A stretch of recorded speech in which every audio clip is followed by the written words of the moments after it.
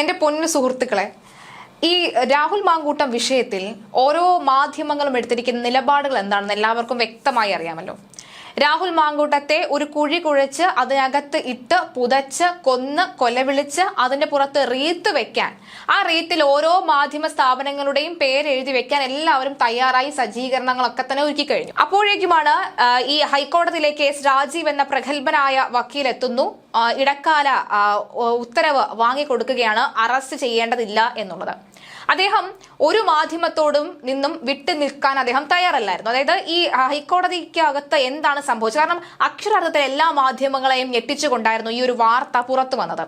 പ്രധാനമായും ഉച്ചയ്ക്ക് ശേഷമാണ് 32ാമത്തെ കേസായിട്ടാണ് ഈ രാഹുൽ മാങ്കൂട്ടത്തിന്റെ ജാമ്യ ഹർജി പരിഗണിക്കുന്നത് മാറ്റിവെച്ചിരുന്നത്.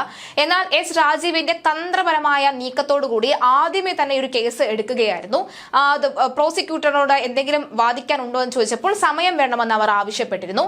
തുടർന്ന് ഈ കേസ് പരിഗണിക്കുന്നത് വരെ രാഹുൽ മാങ്കൂട്ടത്തിനെ അറസ്റ്റ് ചെയ്യരുത് എന്ന് അപേക്ഷിക്കുകയാണ് എന്ന് എസ് രാജീവ് ഹൈക്കോടതിയോട് പറഞ്ഞപ്പോൾ ഹൈക്കോടതി വിശദമായി പരിശോധിച്ച ശേഷം പറഞ്ഞു, ഈ ഒരു പ്രതി എം എൽ എ കൂടിയാണ്, ഒരു നേതാവ് കൂടിയാണ്, അതായത് ജനപ്രതിനിധി കൂടിയാണ്. അതുകൊണ്ട് തന്നെ ഈ ഒരു കേസ് തീർപ്പാവുന്നത് വരെ അറസ്റ്റ് ചെയ്യേണ്ടതില്ല എന്നാണ് കോടതി വിധിച്ചത്. അതായത് താൽക്കാലിക ആശ്വാസമാണ് രാഹുൽ മാങ്കൂട്ടത്തിന് ലഭിച്ചത്. എന്നാൽ പല ചാനലുകൾക്കും ഈ താൽക്കാലിക ആശ്വാസം പറയുന്നില്ല, മറിച്ച് അവർ പറയുന്നത് രണ്ടാമത്തെ സ്ത്രീ നൽകിയ പീഡന പരാതിയിൽ ആ പരാതിയിൽ ജാമ്യം ലഭിക്കുകയില്ല, ജാമ്യം നേടാൻ സാധ്യതയില്ല, അറസ്റ്റ് ചെയ്യാനുള്ള സാധ്യത വളരെ കൂടുതലാണ് എന്നാണ് പറയുന്നത്.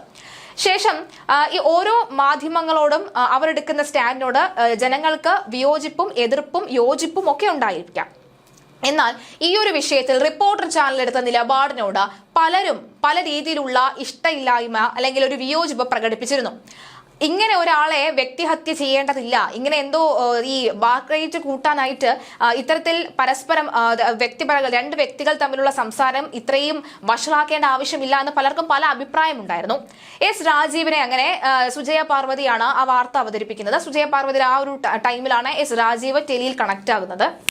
തുടർന്ന് സുജയ പാർവതി എസ് രാജീവിനോട് ചോദിക്കുകയാണ്, എന്തായിരുന്നു താങ്കൾ ഉന്നയിച്ച വാദം, എന്തായിരുന്നു വാദം എന്ന് ചോദിക്കുകയാണ്. അപ്പോൾ എസ് രാജീവ് കൃത്യമായി പറയുന്നു, അതെന്തിനാ ഞാൻ മാധ്യമങ്ങളോട് പറയുന്നത്, വാദമുറകളും വാദമൊക്കെ തന്നെ ഞാൻ കോടതിയിൽ പറയേണ്ട കാര്യമല്ലേ എന്ന് അദ്ദേഹം ചോദിക്കുന്നു. തിരിച്ച് വീണ്ടും ചോദിക്കുന്നു, രാഹുൽ മാങ്കൂട്ടത്തെ അങ്ങ് വിളിച്ചിരുന്നോ, രാഹുൽ മാങ്കൂട്ടത്തെ അങ്ങ് കണ്ടിരുന്നോ, കേരളത്തിലൊന്നും കാണുന്നില്ല രാഹുൽ മാങ്കൂട്ടത്തെ എന്ന് പറയുമ്പോൾ അദ്ദേഹം പറയുന്നു, അതൊന്നും ഞാൻ നിങ്ങളോട് പറയേണ്ട ആവശ്യമില്ല, എന്താണ് അവിടെ നടന്നതെന്ന് വേണമെങ്കിൽ പറയാം, ഞാൻ വിശദീകരിക്കാം, അല്ലാതെ അത് നിങ്ങളോടൊന്നും പറയേണ്ട ആവശ്യമില്ല, നിങ്ങൾ തെറ്റായി അബ്സ്കോണ്ട് എന്ന വാക്ക് നിങ്ങൾ തെറ്റായി ഉപയോഗിക്കുന്നു, രാഹുൽ മാങ്കൂട്ടത്തിൽ ഒളിവിലാണ് എന്ന വാക്ക് നിങ്ങൾ തെറ്റായി ഉപയോഗിക്കുകയാണ് എന്ന് പറഞ്ഞുകൊണ്ട് ഇവർ രണ്ടുപേരും അങ്ങോട്ടും ഇങ്ങോട്ടും തർക്കിക്കുകയാണ്. കണക്കിന് കൊടുത്തു എന്ന് വേണമെങ്കിൽ പറയാം, തരത്തിൽ പോയി കളി വെണ്ണേ എന്ന മട്ടിലായിരുന്നു എസ് രാജീവിന്റെ മറുപടി. ഒന്ന് കേട്ടു നോക്കൂ. തീരുമാനിച്ച കാര്യം ഞാൻ പറയാം. ഒരു കോൺസ്റ്റിറ്റ്യൂഷണൽ കോടതിയുടെ മുമ്പിൽ വളരെ വിലപ്പെട്ട പോയിന്റുകൾ അർജി ചെയ്തിട്ട് ഒരു പെറ്റീഷൻ വന്നു കഴിഞ്ഞാൽ ആ പെറ്റീഷൻ പെൻഡിങ് ആയിരിക്കുമ്പോൾ കേസ് അഡ്ജേൺ ചെയ്ത് അയാളെ അറസ്റ്റ് ചെയ്ത് ഈ പെറ്റീഷൻ ഇല്ലാണ്ടാക്കുക എന്ന് പറയുന്നത് ശരിയല്ല. കേസ് കേട്ട് തീരുമാനിക്കാം. കേസ് കേൾക്കാനുള്ള മെറ്റീരിയൽസ് ഉണ്ട്. ഞാൻ പറഞ്ഞിരുന്നു, ഞാൻ ഇന്ന് തന്നെ കേസ് കേൾക്കാൻ റെഡിയാണെന്ന് പറഞ്ഞു. അവർക്ക് സമയം വേണമെന്ന് പറഞ്ഞു. കോടതി സമയം കൊടുത്തു. കേട്ട് തീരുമാനിക്കുന്നവരെ അറസ്റ്റ് ചെയ്തെന്ന് പറഞ്ഞു. ഒരാൾ കുറ്റം ചെയ്തില്ലോ എന്നുള്ളതല്ല തീരുമാനിക്കണേ, അത് ഈ കേസ് കേൾക്കേണ്ടതാണ്, കേട്ടും തീരുമാനമെടുക്കണം എന്നുള്ള ഉദ്ദേശത്തിലാണ് അങ്ങനെ ചെയ്തിരിക്കുന്നത്. മീഡിയയിൽ പറയാനുള്ള കാര്യങ്ങളാണോ കാണാനില്ല, അതുകൊണ്ട് ചോദിച്ചതാണ്. അങ്ങനെയൊന്നും പറയത്തില്ല. അത് തെറ്റായിട്ടുള്ള വർത്താനം പറയണതാണ്. നിങ്ങൾ തെറ്റായിട്ടുള്ളതാണ്. ഇന്ന് കേസ് രജിസ്റ്റർ ചെയ്ത പിറ്റേ ദിവസം അദ്ദേഹം കോടതിയുടെ മുമ്പിലുണ്ട്.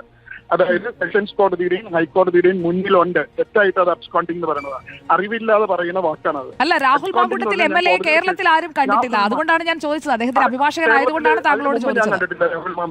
ഒരു MLA ഒളിച്ചു പോകേണ്ട കാര്യമില്ലല്ലോ, പാലക്കാടിന്റെ ജനപ്രതിനിധി. ഒളിവിൽ പോയിട്ടില്ല, നിങ്ങൾ തെറ്റായിട്ട് പറയുകയാണ്. ഒളിവിൽ പോയി, തെറ്റായിട്ടില്ല. ഒളിവിലല്ല, അദ്ദേഹം കോടതിയുടെ മുമ്പിലുണ്ട്. സെഷൻസ് കോടതിയുടെയും ഹൈക്കോടതിയുടെയും മുമ്പിലുണ്ട്. ഞാൻ പറയണതും കൂടി കേൾക്കൂ നിങ്ങൾ. ഞാൻ പറയുന്നത്, കോടതി പോകാതെ ഞാൻ ഒളിച്ചു കിടക്കുകയാണെങ്കിൽ അബ്സ്കോണ്ടിങ് ആണ്. ഇത് ഞാൻ അന്ന് തന്നെ കോടതിയിൽ ആന്റിസിപ്പേറ്ററി ബെയിൽ കൊടുത്തിട്ടുണ്ട്. എന്റെ കേസ് കേട്ടുകൊണ്ടിരിക്കുകയായിരുന്നു. അതിന് മുമ്പ് എങ്ങനെ അറസ്റ്റ് ചെയ്യുക? കേസ് കേട്ട് തീരുമാനിക്കണ്ടേ? ഒരു കോടതി തീരുമാനിക്കണ്ടേ അറസ്റ്റ് ചെയ്യണോ വേണ്ടിയുണ്ട്? അതിന് മുമ്പ് എങ്ങനെ അറസ്റ്റ് ചെയ്യാം? എനിക്കൊരു അവസരം വേണ്ടേ പറയാനായിട്ട്? അതൊരു നീതിയല്ലേ? എന്റെ ഭാഗം കേൾക്കാണ്ട് നിങ്ങളെ ഒരു കേസിൽ പെടുത്തിയാൽ നിങ്ങൾക്ക് ചെല്ലാൻ പറ്റും. എല്ലാവർക്കും അറിയാമല്ലോ, നിങ്ങൾക്ക് ചെല്ലാൻ പറ്റും. ഒരു ധൈര്യമായിട്ട് പോലീസ് സ്റ്റേഷനിലേക്ക് പോകാൻ പറ്റില്ല. പോണെങ്കിൽ നിങ്ങൾ ആന്റിസിപ്പേറ്ററി ബെയിൽ എടുത്തിട്ട് പോകണം. ഇപ്പോൾ നോട്ട് ടു അറസ്റ്റ് ആയിട്ടുണ്ട്. ഞാൻ പോസിറ്റീവായി തന്നെയാണ് ചോദിച്ചത്. രാഹുൽ മാങ്കൂട്ടത്തിൽ MLA ഒളിവിലാണെന്നൊക്കെ പലരും പറയുന്നു. മാഡം, ഞാൻ വളരെ പോസിറ്റീവായിട്ടാണ് പറയണേ. പക്ഷേ അബ്സ്കോണ്ടിംഗ് പറഞ്ഞ വാക്ക് ഉപയോഗിക്കരുതെന്ന് പറഞ്ഞത്. അല്ല, അങ്ങനെയാണ് ഒളിവിലാണെന്ന് SITയും സർക്കാരും പറയുന്നതാണ്. ഒളിവിലല്ല. അത് ആര് പറയണതാണെന്ന് എനിക്കറിയില്ല. കോടതിയിൽ ആരും പറഞ്ഞിട്ടില്ല ഒളിവിലാണ്. ഇന്നലെ മുഖ്യമന്ത്രിയോട് അടക്കം ചോദിക്കുമ്പോഴും ഒളിവിൽ പാർപ്പിച്ചിരിക്കുന്നു എന്ന വാക്കാണ് അദ്ദേഹം ഉപയോഗിച്ചത്. അത് മുഖ്യമന്ത്രിയോട് ചോദിക്കണം. ഞാൻ പറയുന്നത് ഞങ്ങളുടെ ഭാഷയിൽ ലോയേഴ്സിന്റെ നിയമവ്യവസ്ഥയിൽ ഒരാൾ കോടതിയുടെ മുമ്പിൽ വന്നാൽ അയാൾ കോടതിയുടെ കസ്റ്റഡിയിലാണ് അന്ന് മുതൽ. കോടതി ഇന്ന് ഹാജരാവാൻ പറഞ്ഞാൽ ഹാജരാവും, നാളെ ഹാജരാവാൻ പറഞ്ഞാൽ ഹാജരാവും. പരീക്ഷ പെൻഡിങ് ആയിരിക്കുമ്പോൾ നിങ്ങൾ കോടതിയുടെ മുമ്പിൽ വരണമെന്ന് പറഞ്ഞാൽ അദ്ദേഹം കോടതിയുടെ മുമ്പിൽ വരും. അതാണ്. അത് തെറ്റായിട്ടുള്ള ഇൻഫർമേഷനാണ്. വളരെ വർഷങ്ങളായിട്ട് അത് തെറ്റായിട്ട് ഉപയോഗിക്കുക ശരിയല്ല. ഞാനൊരു ബെയിൽ ആപ്ലിക്കേഷൻ ഫയൽ ചെയ്തു. ഇന്നിപ്പോൾ കോടതി പറയുകയാണ് നാളെ 11 മണിക്കൂർ ഹാജരാവണം നോക്കിയാൽ ഞാൻ ഹാജരാവും. എന്നിട്ട് ഞാൻ ബെയിൽ ആപ്ലിക്കേഷൻ കേൾക്കുള്ളൂ എന്ന് കേൾക്കും. അപ്പോൾ അത് അബ്സ്കോണ്ടിങ് ആണോ? അല്ലല്ലോ. പറയേണ്ടവർ പറഞ്ഞേ വരും. ഓക്കെ, അപ്പോൾ എന്തായാലും കേരളത്തിൽ കാണാനില്ല എന്നത് വെച്ചായിരിക്കാം ഈ രാഷ്ട്രീയ വിമർശനങ്ങൾ. അപ്പോൾ 15-ാം തീയതിയാണ് വിശദമായ വാദം നടക്കുക അല്ലേ? ശരിയായിട്ടു. ഞാൻ അതിനകത്തൊന്നും ഉത്തരവാദിയില്ല. ഞാൻ അതിന് ഉത്തരം പറയാനും ആളല്ല. എന്റെ അഭിപ്രായത്തിൽ അദ്ദേഹം കോടതിയുടെ മുമ്പിലുണ്ട്. ഓക്കെ, താങ്കളാണ് റെപ്രസെന്റ് ചെയ്യുന്നത്. അത് ലീഗലി സ്റ്റാൻഡിംഗുമാണ് താങ്കളുടെ വാദം. തീർച്ചയായിട്ടും രാഹുൽ മാങ്കൂട്ടത്തിൽ തെറ്റ് ചെയ്തിട്ടുണ്ടെങ്കിൽ ശിക്ഷിക്കപ്പെട തന്നെ വേണം. കാരണം രാഹുൽ മാങ്കൂട്ടത്തെ പോലെ വളരെ മികച്ച ഒരു ജനപ്രതിനിധി, ജനങ്ങളാൽ വളരെ ഇഷ്ടപ്പെടുന്ന ഒരു ജനപ്രതിനിധി, ജനപ്രിയൻ എന്ന് നമുക്ക് പറയാം.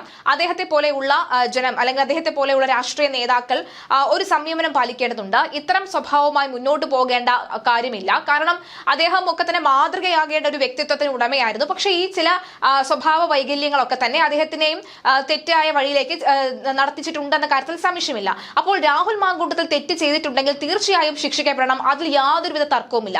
പക്ഷേ ജീവിച്ചിരിക്കുന്ന ഒരാളെ, അദ്ദേഹത്തിനും കുടുംബമുണ്ട്, അദ്ദേഹത്തിനും അമ്മയുണ്ട്, പെങ്ങളുണ്ട് എന്ന് പോലും ചിന്തിക്കാതെ, അദ്ദേഹം ഒരു ജനപ്രതിനിധിയാണ് എന്ന് പോലും ചിന്തിക്കാതെ കിട്ടുന്ന ഓടിയെല്ലാം ഷെയർ ചെയ്ത് കിട്ടുന്ന രീതിയിലൊക്കെ തന്നെ അദ്ദേഹത്തെ കുഴിവെട്ടി പുതച്ചു മൂടുന്ന സാഹചര്യം ഉണ്ടാകുന്ന ഈ ഘട്ടത്തിൽ മാധ്യമങ്ങൾ ചെയ്യേണ്ട ഓരോ ധർമ്മമുണ്ട്. നിങ്ങൾ ഇപ്പോൾ ചെയ്യുന്നത് മാധ്യമധർമ്മമാണോ എന്ന് സ്വയം വിലയിരുത്തേണ്ട, സ്വയം ആത്മപരിശോധന നടത്തേണ്ട ഒരു സാഹചര്യത്തിലൂടെ കടന്നു പോകുന്നുണ്ട് എന്ന് വ്യക്തമാകുന്നു.